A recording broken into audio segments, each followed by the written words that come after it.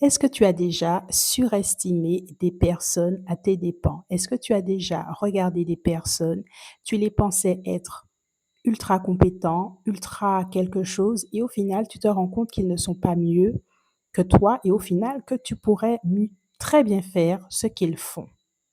Le problème dans cette dynamique, c'est que tu t'es habitué à vouloir prouver aux autres que tu étais mieux, que tu pouvais les ressembler, alors qu'au final, tu te rends compte qu'ils ne sont pas si bien que ça et si importants que ça. En fait, tu as pris l'habitude de faire confiance dans la perception des autres au lieu de faire confiance dans ta perception.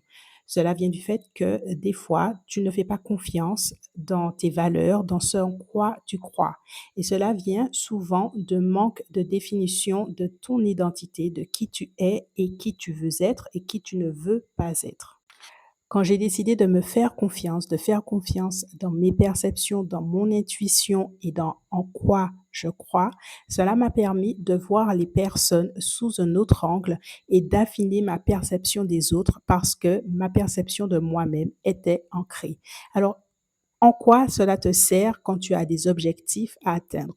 Cela te sert à pouvoir faire des choix éclairés, de pouvoir faire des choix dans la confiance en toi, d'éviter tes cycles d'auto-sabotage, d'avoir une vision claire de ton identité pour avoir des actions éclairées, des actions en lesquelles tu as confiance parce que tu sais qui tu es.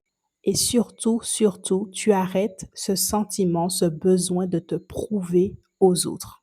Alors, si tu es une femme et que tu as de l'ambition, tu as des projets entrepreneuriales, par exemple, artistiques, freelance, et que tu tournes dans les mêmes cycles d'auto-sabotage, il est temps de faire le travail en profondeur de la redéfinition de ton identité pour avoir assez confiance en toi pour agir de façon calme, naturelle, sereine dans tes objectifs. Laisse-moi un message si tu as envie d'en parler.